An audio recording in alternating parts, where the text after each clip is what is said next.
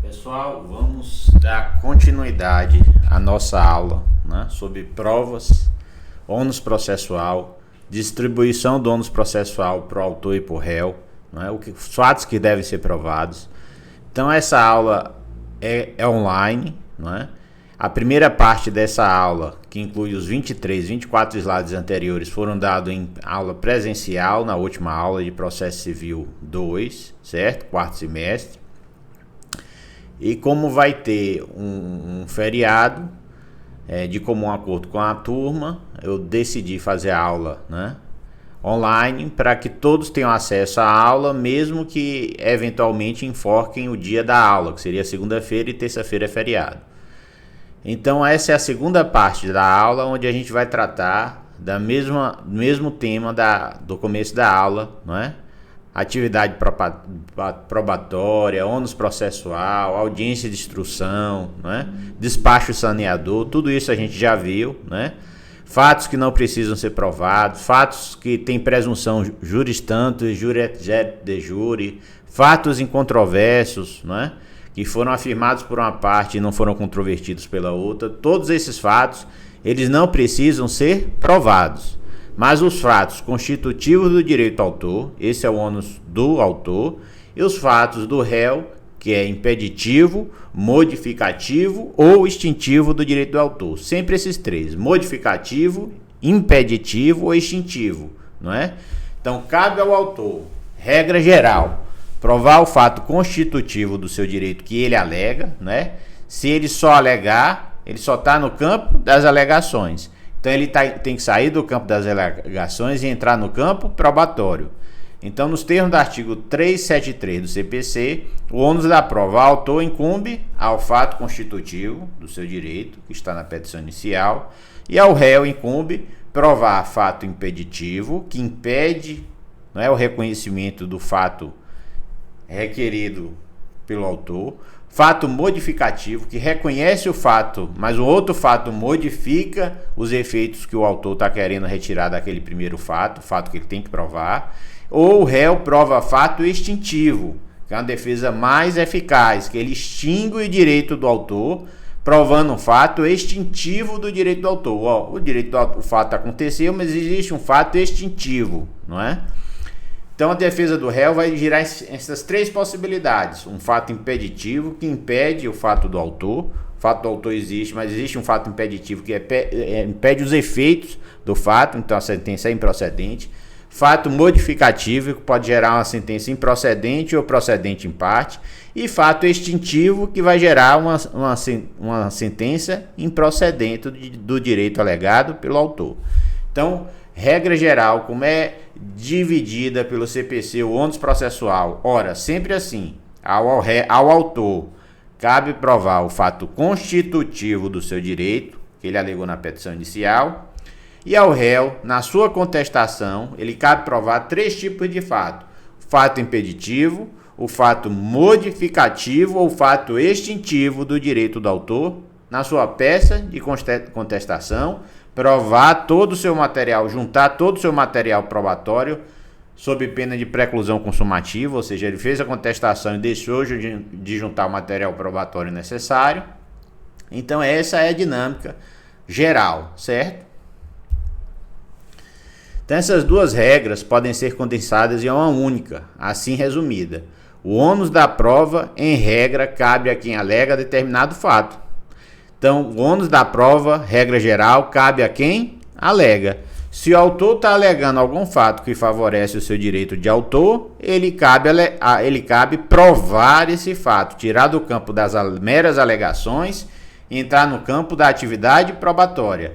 Se o réu está alegando um fato modificativo, extintivo ou impeditivo do direito do autor, quem cabe provar esse fato é o réu, porque se ele alegou, ele tem que provar. Então, regra geral, ônus probatório, cabe a prova a quem alega o fato. Se o autor alegou, ele tem que provar esse fato. Se o réu alegou um fato impeditivo, modificativo ou extintivo do direito do autor, cabe ao réu a provar esse fato. Então, regra geral, qual é a regra da distribuição do ônus da prova?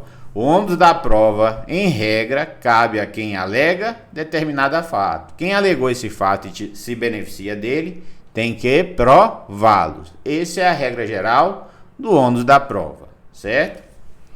Isso vale não apenas para as partes, mas para todo aquele que intervenha no processo. Então, terceiros interessados que venham intervir no processo, que vão se manifestar e que manifeste fato em favor do autor, do réu ou em favor próprio, cabe o ônus da prova. Quem alega fato, cabe provar essa alegação através de documento, prova testemunhal, pericial, que a gente vai ver adiante, certo?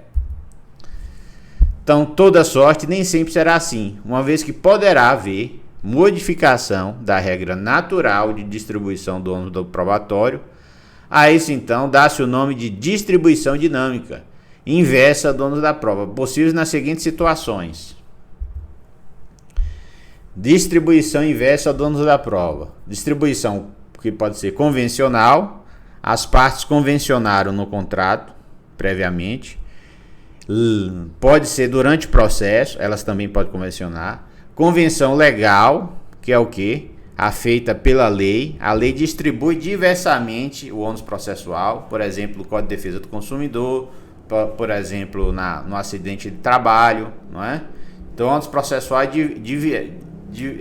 em vez de ser, na regra geral, o ônus da prova cabe a quem alega o fato, te beneficia, no ônus legal, a lei determina quem é que tem que provar o fato, não é? Então, o ônus probatório é alterado, a regra geral é alterado legalmente por uma norma específica, exemplo, Código de Defesa do Consumidor, onde o ônus da prova pode ser invertido, né, a pedido da parte, em vista de determinação do juízo, certo? Então, o ônus da prova, a distribuição inversa do ônus da prova vai acontecer quando as partes convencionarem no contrato, quando a lei assim dispuser, exemplo, Código de Defesa do Consumidor, ou judicialmente, quando a lei processual permitir que o juiz determine a distribuição do ônus da prova de forma diversa, mas de forma complementar. Já vai existir a atividade probatória do autor e do réu em fatos específicos que ele entende que existe uma hipsoficiência da parte em provar tal fato e facilidade da outra parte provar o fato, ela tem autorização legal, o juiz, de inverter o ônus da prova, mas ele tem que citar a parte, informar que o ônus da prova foi invertido, para que ele possa exercer, não é, saber que o ônus da prova foi invertido e exercer esse ônus da prova invertido. Ou seja, ele não tinha a necessidade de provar aquele fato, mas como foi invertido o ônus da prova, não é, em favor do réu ou do autor, não é, pode ser de um ou do outro, em vista da complexidade da prova e da facilidade da hipsoficiência das partes, o juiz determinou a inversão da prova, só que o juiz tem que citar a parte que vai ter o novo ônus processual, não é? Que foi invertido o ônus da prova, e a prova que antes não caberia a ela passou a caber. Então ele tem que ser intimado, citado da inversão do ônus da prova, certo? Então a distribuição do ônus da prova pode ser convencional no contrato, pode ser legal, o dispositivo inverte o ônus da prova, que o CPC seria a regra geral, não é? Geralmente o ônus da prova cabe a quem alega o fato, ou judicial. O juiz, em vista de autorização do CPC, não é? Em vista da dificuldade técnica de produção da hipsoficiência de uma das partes, inverte o ônus da prova, em vista da facilidade de uma das partes produzir a prova e da outra não ter facilidade nenhuma. Então, por um princípio de hipsoficiência, de cooperação judicial e de equidade processual, o juiz inverte o ônus da prova, não é, que não seria da parte, passa a sê-lo, mas ele tem que citar, intimar para a parte saber da inversão do ônus da prova e cumprir esse ônus da prova e provar o fato que antes ele não tinha o ônus, não é? Mas foi invertido e ele passou a tê-lo. Então, a distribuição da inversão do ônus da prova pode ser convencional, pode ser legal, normativa, e judicial dentro do processo por autorização do CPC de 2015, certo? Isso é chamado de ônus da prova dinâmico. Nessas três situações, inversão do ônus da prova contratual, inversão do ônus da prova legal e inversão do ônus da prova judicial, que é mais dinâmica ainda. Durante o processo, o juiz entende de inverter o ônus da prova né, intimando a parte sobre esse novo ônus para que ela possa exercer seu direito processual.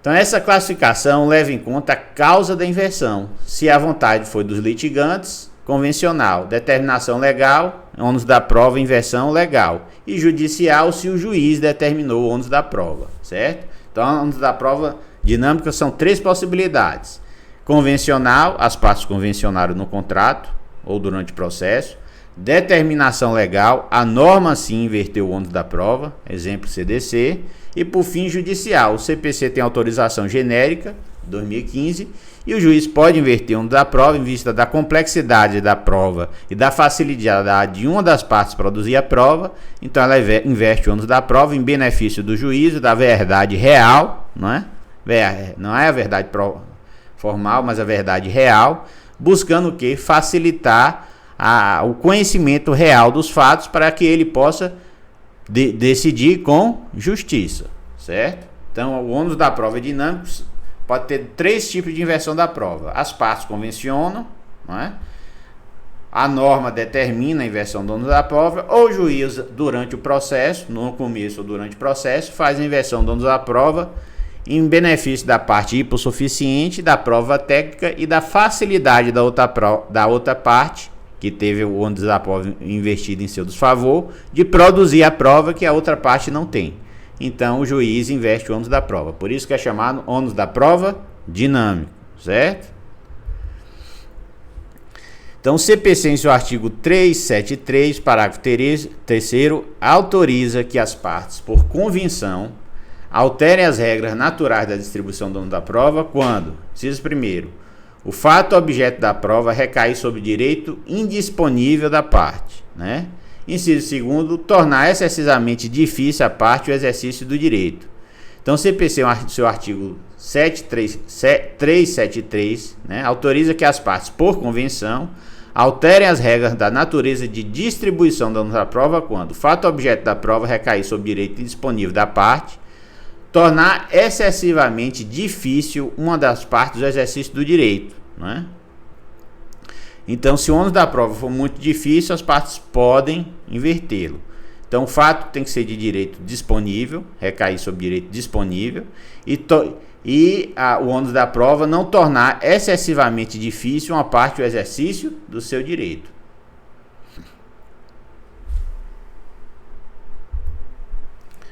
Então, o Código de Defesa do Consumidor veda expressamente a inversão do ônus da prova em detrimento do consumidor. Artigo 51, inciso 6º. Então, o Código de Defesa do Consumidor veda a inversão dinâmica do ônus da prova, né, em desfavor do consumidor. No CPC só pode ser a favor. Então, o consumidor teria que provar o fato constitutivo do seu direito em algum aspecto, mas em vista da complexidade, o juiz faz a inversão do ônus da prova em favor do consumidor. No juízo especial, no uso do Código de Defesa do Consumidor, pode inverter o ônus da prova contra o consumidor? Não. Por quê? Porque o Código de Defesa do Consumidor proíbe, nos termos do artigo 51, inciso 6º, certo? Então, o ônus da prova é dinâmico, inversão convencional. Busca proteger-se a paridade de armas ou o equilíbrio entre as partes do processo. Pelo CPC 2015, tal convenção pode ser celebrada antes ou durante o processo. Artigo 373, parágrafo 4. Então, a conversão de inversão do ônus da prova pode ser antes do processo, está no contrato, ou depois de iniciado o processo, as partes entendem por bem inverter o ônus da prova por uma questão de facilitar a resolução do processo, certo? Então pode parecer contraproducente para uma das partes, mas às vezes não é. Ela quer a verdade real e ela quer produzir a prova, não é? Então, nada demais se ela pode produzir a prova técnica, que ela seja produzida por quem tem a capacidade. Se a parte entender aceitável, faz essa inversão do ônus da prova em benefício do processo, porque a prova vai ser coletada no processo e vai servir tanto autor como réu, não é? Não existe o dono do processo. Uma vez produzida a prova nos autos, seja pelo autor, seja pelo réu, pode ser prova que constitua fato probatório em favor do autor ou fato probatório em favor do réu. O juiz é que vai examinar essa prova e dizer se ela favorece o autor ou o réu, independente de quem tenha produzido a prova. A prova, uma vez produzida, seja pelo autor, seja pelo réu, mesmo com inversão de ônus da prova, ela vai beneficiar a verdade formal do processo. O juiz é que vai determinar se aquela prova favorece o autor ou o réu, independente de quem produziu, certo? Então, o ordenamento jurídico pátrio elenca diversos casos de presunção. Nessas hipóteses, torna dispensável a prova do fato alegado, que se presume verdadeiro, né? Podendo ou não admitir prova contrária. Então, conforme o grau de intensidade da presunção, certo? Então, aquelas presunções que admitem prova contrárias. Então, são as presunções relativas, as que não e as que não admitem, que são as presunções absolutas, certo? Então, portanto, a inversão legal do ônus da prova está diretamente relacionada aos fatos presumidamente verdadeiros, que poderão não admitir prova em contrário, certo? Então, o que é a inversão do ônus da prova? Ela vai dizer o seguinte, ó, relativamente a esses fatos, a tendência é entender pela sua existência, mas em vista da inversão do ônus da prova, tal pessoa que não teria o ônus da prova vai passar a tê-lo para desconstituir esse fato, né? Quando se faz a inversão do ônus da prova, a pessoa que antes não tinha necessidade de provar, agora tem. Se ele não provar, a presunção é de veracidade do fato que aconteceu nos termos que foi alegado. Então, a inversão legal do ônus da prova está diretamente relacionada aos fatos presumidamente verdadeiros, que poderão ou não admitir prova em contrário. Então, só pode existir inversão do ônus da prova onde o material probatório pode atuar. Se existir presunção absoluta que não pode admitir prova em contrário, não é? Ou fato incontroverso que não precisa prova, ou fato notório, sabidamente notório, que também não precisa prova, não é? Só se faz prova sobre fato controvertido, fato alegado por uma parte e negado pela outra. Se o fato é alegado pelo réu, pelo autor, e confirmado pelo réu, o alegado pelo réu e o alegado pelo réu e confirmado pelo autor, é fato incontroverso. Se é fato incontroverso, é matéria probatória? Não, todo fato incontroverso não precisa ser provado, porque é matéria incontroversa. Só pode ser provado, necessita de prova, os fatos controvertidos, afirmado por uma parte e negado pela outra, certo?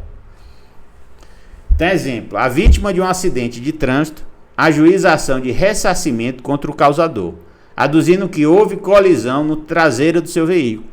E certo que as regras de experiência comum indicam que a colisão traseira é quase sempre provocada por o veículo estar atrás, não manteve a distância mínima ou não atentou para o fluxo de veículos à frente. Então, ainda que a lei nada mencione, as regras da experiência, da vida ordinária, as regras da experiência, né, fazem concluir que a culpa é daquele que colidiu na traseira, cumprindo a este demonstrar o contrário. Por exemplo, que houve uma marcha ré do carro da frente. Então, em vista da experiência dos fatos ordinários, existe uma presunção relativa, não absoluta, não é? De que quem bate na traseira, e a jurisprudência já consolidou, a presunção é que a responsabilidade é de quem bateu na traseira. Então, o ônus probatório aí é de quem bate na traseira provar que a culpa não é dele, que o carro da frente deu uma ré inadvertidamente, que o carro da frente parou de sopino, ainda com o trânsito fluindo, ele freou bruscamente, certo?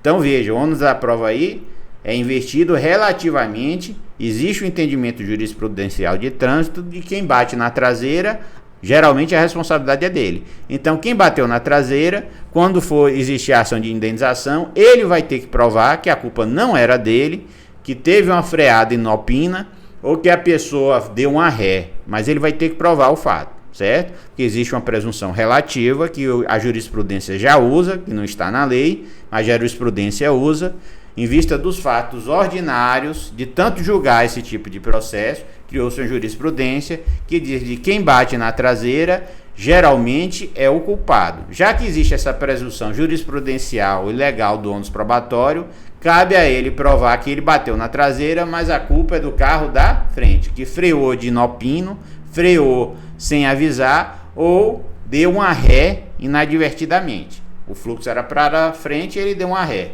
não é? E aí ele bateu no carro. Então existe uma presunção jurisprudencial de inversão do ônus da prova, né, criada pela tendência jurisprudencial de lidar com vários casos desse o tempo todo. Então foi criada uma jurisprudência invertendo o ônus da prova. Quem bate na traseira geralmente é o culpado. Então se ele vai ser responsabilizado, para ele se eximir da culpa, ele tem que provar que o carro da frente deu uma ré ou parou de inopino, parou sem avisar, parou contra o fluxo. O fluxo estava com uma velocidade de 20, 30, 40 km por hora, ele parou de vez, freou, não é? E ele vai ter que provar isso, certo? Prova testemunhal, né? Acidente de trânsito, prova testemunhal, hoje câmera, não é? Então é prova testemunhal e câmera se tiver. Se não tiver, prova testemunhal de que viu o fato e vai descrever como aconteceu. Olha, ele bateu na traseira, mas a responsabilidade é de quem estava na frente, porque freou ou deu ré. Ele vai ter que usar a prova testemunhal. Olha a importância da prova testemunhal aí, não é? Então, inversão judicial, né? A inversão do ônus da prova a ser determinada pelo juiz pode ocorrer em duas hipóteses. Quando houver lei que autorize, não se confunde com a inversão legal, pois não decorre a legal ocorre direta e automaticamente da lei, a judicial não, é decisão do juízo, não é? Então ela apenas atribui ao juiz o poder de determiná-la, nos casos concretos, desde que verificadas determinadas circunstâncias. A inversão judicial vai acontecer quando o CPC autoriza ao juiz, em determinadas circunstâncias, dificuldade técnica de produção da prova, hipossuficiência da parte e hipossuficiência da outra parte, que vai ter o ônus da prova contra si investido, né? Então, em vista de determinados elementos, ele usa a autorização geral do CPC, sendo que a inversão legal ela é específica, a lei inverte diretamente, certo? Lembrando que o Código de Defesa do Consumidor é proibida a inversão do ônus da prova contra o consumidor. Então, a inversão do ônus da prova a ser determinada pelo juiz pode ocorrer em duas hipóteses. Lei que autorize. Então, distingue-se da presunção legal, em que a lei pré-estabelece os requisitos, não dando ao juiz nenhuma margem de avaliação. Na judicial, a lei condiciona a inversão aqui. O critério do juiz esteja presente em determinadas circunstâncias, não é? Então, a inversão do ônus da prova a ser determinada pelo juiz pode ocorrer em duas hipóteses. B, em razão das peculiaridades da causa relacionadas à impossibilidade ou excessiva dificuldade de cumprir o encargo nos termos do caput do artigo 373, ou seja, a prova cabe a quem alega o fato, né? Ou a maior facilidade de obtenção da prova, caso que o juiz redistribuirá o ônus por decisão fundamentada. Então existe uma impossibilidade, uma dificuldade excessiva para a parte que deveria provar, e do outro lado existe uma facilidade para a outra parte, uma hipossuficiência de recursos técnicos, jurídicos e econômicos de fazer a prova, não é? Então ela investe o ônus da prova, parece que é desfavorável à parte, mas ela produzindo uma boa prova, ela vai convencer o juízo. Então o ônus da prova invertido, ela não anula, ela não é em desfavor absolutamente da parte que vai ter o ônus. Ela vai ter a oportunidade de produzir a prova nos seus termos, não é? Com seu material técnico, com o seu parecer técnico, e isso pode ser fundamental para a decisão do processo, não é? Então, quais são as duas possibilidades para a inversão da prova? Em razão das peculiaridades da causa, relacionadas à impossibilidade ou excessiva dificuldade de cumprir um encargo probatório por uma das partes, uma parte é insuficiente, ou a maior facilidade de obtenção da prova, caso em que o juiz distribuirá o ônus por decisão fundamentada em favor da parte que é hipossuficiente. O que é hipossuficiente? É que tem grande suficiência econômica, jurídica, para produzir a prova em seu favor. Então, o juiz inverte, retirando o ônus da prova da parte hipossuficiente e dando o ônus da prova para a parte hipersuficiente, não é? Hipersuficiente, ou seja, que tem abundância de recursos técnicos, econômicos e judiciais para ser desincumbido o ônus da prova em seu favor, certo? Então a inversão do ônus da prova será determinada pelo juiz, pode ocorrer em duas hipóteses. Na segunda hipótese, o legislador acolheu a regra dinâmica do ônus da prova, que poderá ser alterado se, com a aplicação da regra geral, o juiz verificar que a prova ficou excessivamente difícil para quem normalmente teria o ônus. Então, qual é o ônus geral?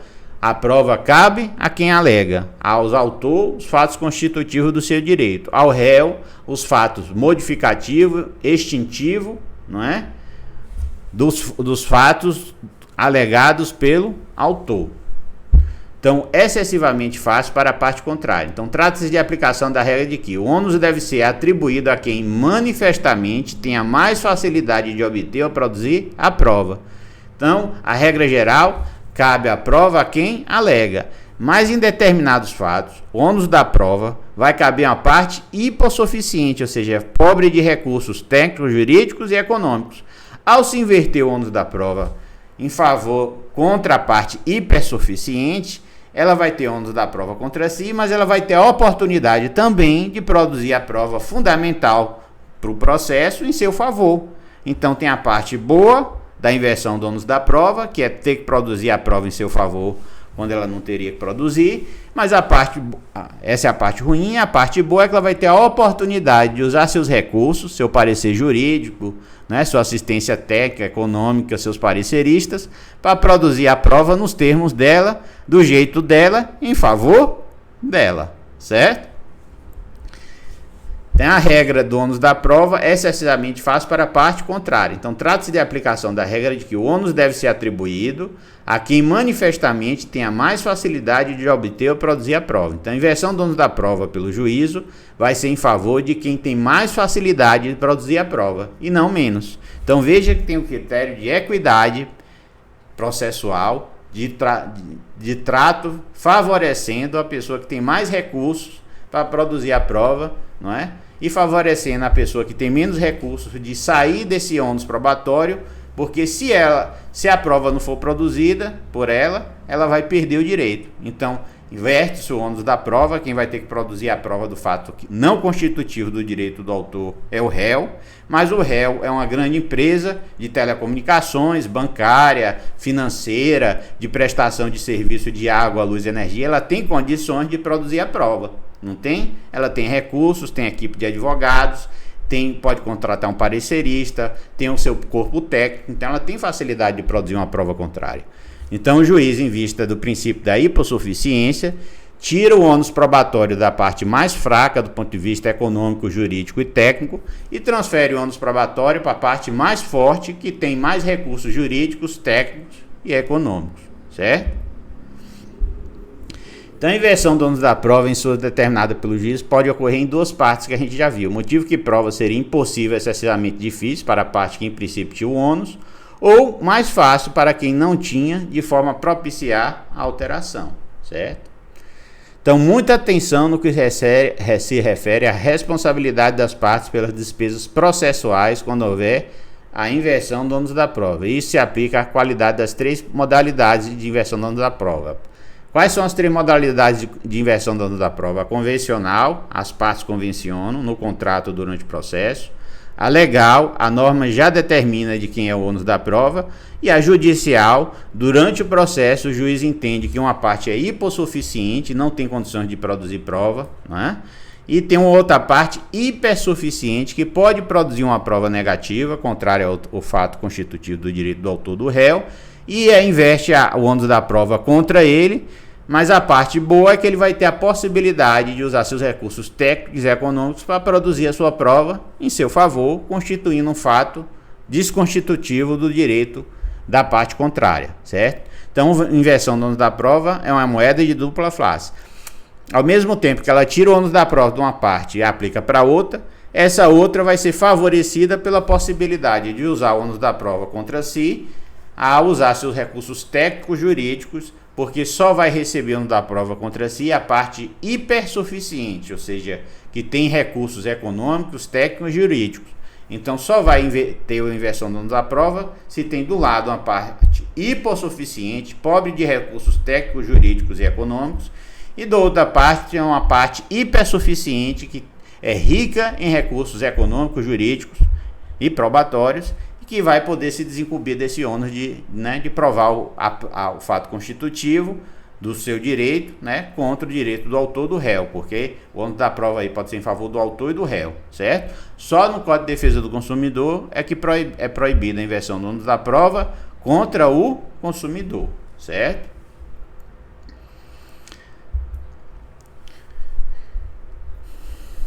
Então, na inversão judicial, tem prevalecido o entendimento de que a inversão do ônus da prova não se confunde com a responsabilidade pela antecipação dessas despesas.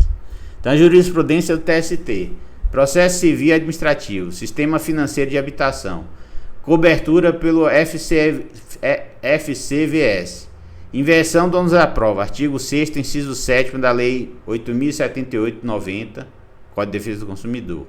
Então, despesas processuais. A simples inversão do ônus da prova no sistema do Código de Defesa do Consumidor não gera a obrigação de custear as despesas com a perícia, embora sofra parte as consequências decorrentes de sua não produção.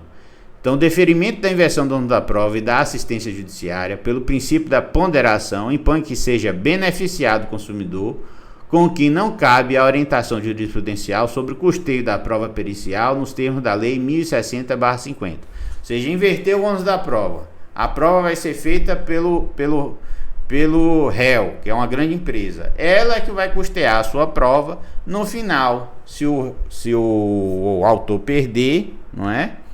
Ele vai ser condenado a pagar as custas processuais.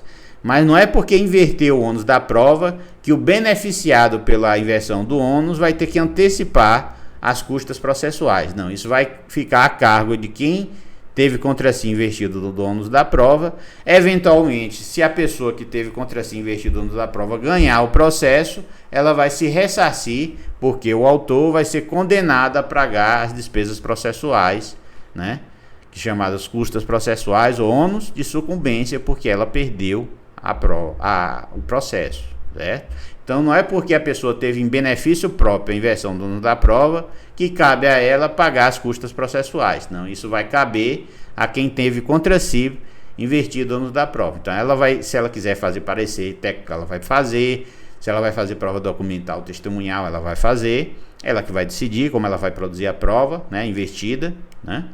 A inversão do ônus da prova contra si. Mas a pessoa que tem o benefício da inversão do ônus da prova não tem que adiantar as custas. Isso é uma decisão jurisprudencial do STJ, certo? Então, o procedimento de produção antecipada da prova, artigo 381 do CPC, será admitido nos casos em que o que é a produção antecipada da prova? É produzir a prova antes de começar o processo. Produção antecipada da prova. Então, o procedimento de produção antecipada da prova, nos termos do artigo 381 do CPC, será admitido nos casos que haja fundado receio de que venha a tornar-se impossível, muito difícil, a verificação de certos fatos na pendência da ação, não é? Ou seja, se esperar o decorrer do processo principal para, na fase instrutória, produzir a prova no momento oportuno, que é a fase de instrução, até lá o material probatório se degradou, ou a testemunha morreu, não é? Era velhinha, estava doente, morreu. Então, assim, para que se preserve a prova para futuro uso na fase instrutória, pode-se pedir a antecipação da prova, não é? Para a produção de prova antecipada, para que, no momento oportuno, já tenha o material probatório e se possa fazer uso durante o processo, na fase de instrução. Certo? Em vez de esperar a fase de instrução, antecipa-se a prova porque, fundado o receio de que venha a tornar-se impossível ou muito difícil a verificação de certos fatos na pendência da ação. Ou seja, faz-se a antecipação da prova, produz-se a prova e quando chegar na fase de instrução, a prova já foi produzida, não tendo o perigo de ficar impossível produzir a prova, por exemplo, porque a testemunha morreu, porque viajou para o exterior, não é? Porque o documento se perdeu, foi degradado e aí por diante. Produção antecipada de prova. O procedimento de produção antecipada, regulado nos termos do artigo 381 do CPC, será admitido nos casos que a prova a ser produzida seja suscetível de viabilizar a autocomposição ou outro meio adequado de solicitação de conflito, ou seja, uma vez produzida a prova, ela vai facilitar a autocomposição. Então, pronto, primeiro requisito foi feito, não é? Um dos, né, que é requisito alternativo. Então, em vista da produção antecipada da prova, ela pode facilitar a autocomposição, então defere-se a prova antecipada, certo? Inciso terceiro, o prévio conhecimento dos fatos possa justificar ou evitar o ajuizamento da ação, defere-se a prova antecipada, porque a primeira possibilidade é porque se não produzir a prova vai se degradar e no momento de instrução não tem como produzir a prova, inciso primeiro. Inciso segundo, a produção antecipada da prova torna suscetível à autocomposição, ou seja, facilita compor o juízo sem necessidade de sentença, antecipa-se a prova. Inciso terceiro, o prévio conhecimento dos fatos possa justificar ou evitar o ajuizamento da ação, então vamos fazer a antecipação da prova em procedimento autônomo, não é? Porque uma vez feita a prova nos autos da antecipação de prova, e as partes se convencendo dos fatos e se autocompondo, evita-se o quê? Um ajuizamento de uma ação que vai demorar e gerar custas. Então, outra possibilidade de produção antecipada da prova. A primeira é mais evidente, é que se não produzir a prova no momento oportuno, quando for produzir ela já não existe mais, porque se degradou, a pessoa morreu, viajou.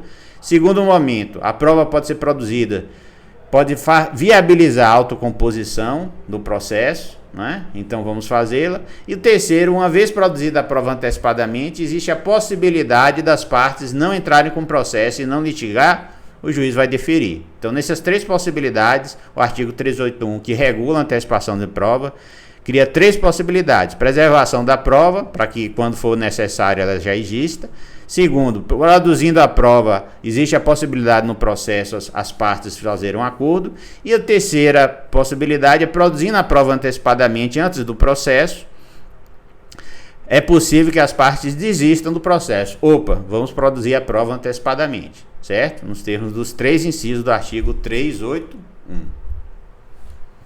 Então, o procedimento de produção antecipada de prova, artigo 381, será admitido nos casos que trata-se assim de uma ação autônoma, produção antecipada de prova é uma ação autônoma, autor e réu, produção antecipada de prova é uma ação autônoma, que pode ter natureza preparatória, ou seja, foi proposta antes da ação principal, ou incidental e que visa antecipar a produção de determinada prova, realizando antes do momento anterior aquela em que normalmente seria produzida. Qual é o momento provável de produção da prova?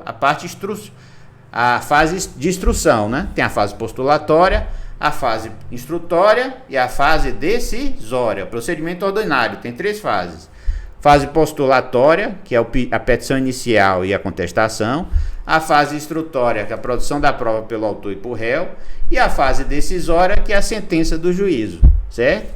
Terminou o processo em primeiro grau, sentenciou, vem a fase recursal. Então, o processo ordinário tem três fases: fase postulatória, fase instrutória e fase decisória, certo? Se antes dessas três fases correr o perigo da prova ficar impossível de produzir a prova, produz-se a prova antecipação de prova. Se a prova produzida vai facilitar a autocomposição, produz-se a prova. Se a prova produzida antecipadamente, antes da ação principal, vai permitir que as pessoas entrem no acordo na ação autônoma de antecipação de prova e evite entrar com a ação principal, a antecipação da prova vai ser deferida pelo juízo. É uma ação autônoma que pode ser preparatória antes de entrar com a ação principal, ou já entrou a ação principal, mas ela demora. Aí entra-se com a ação autônoma pedindo antecipação de prova, não é? Em autos apensos, para que quando no momento da instrução a prova já tenha sido produzida nos termos do artigo, não é? 381 do CPC, certo?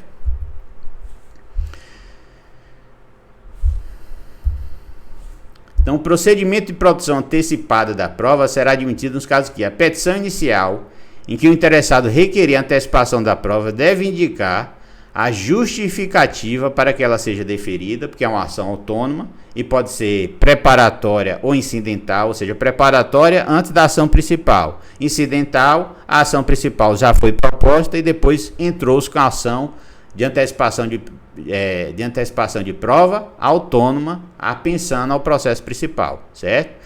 Então, a petição inicial, em que o interessado requerer antecipação de prova, deve indicar a justificativa para que ela seja deferida.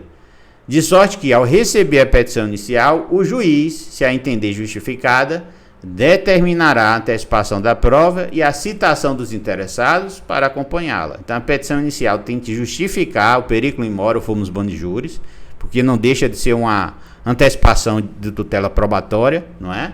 E ele vai determinar quais são, em que inciso ele se baseia. Inciso 1º, perigo de perda de prova. Inciso 2º, a prova vai facilitar a autocomposição do juízo. Inciso 3º, a antecipação da prova tem a possibilidade de impedir a entrada com a ação principal, não é?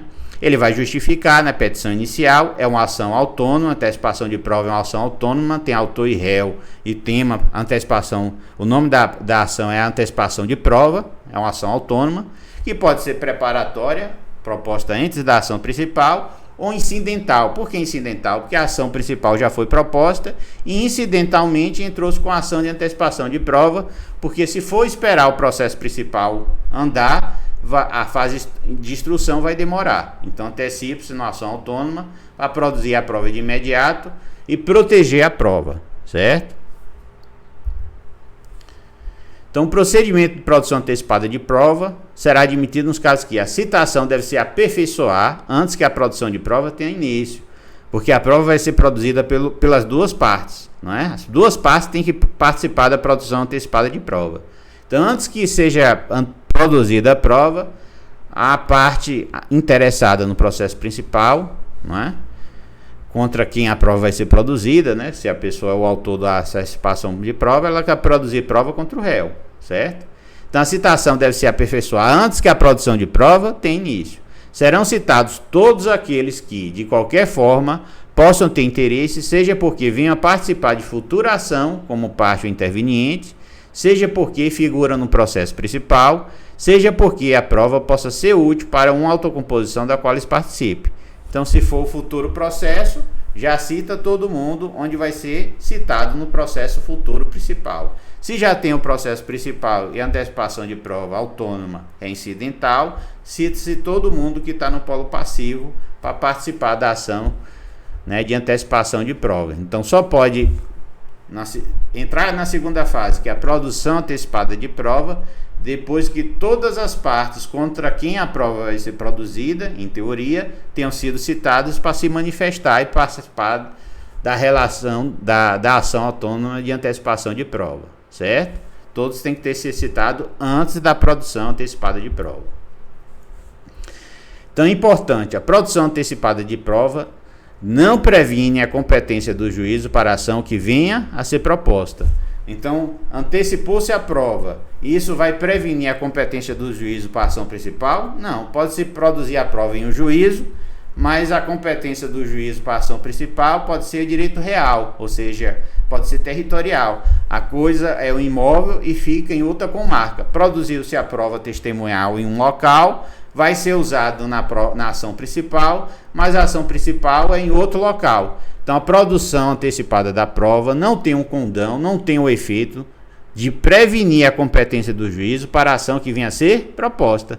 Então, a ação autônoma pode correr em um juízo e a ação principal pode correr em outro juízo quando for proposta, certo?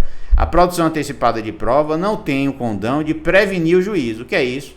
Porque foi feito em um juízo, esse juízo se torna competente para a ação principal. A antecipação de prova tem esse efeito processual no CPC? Não.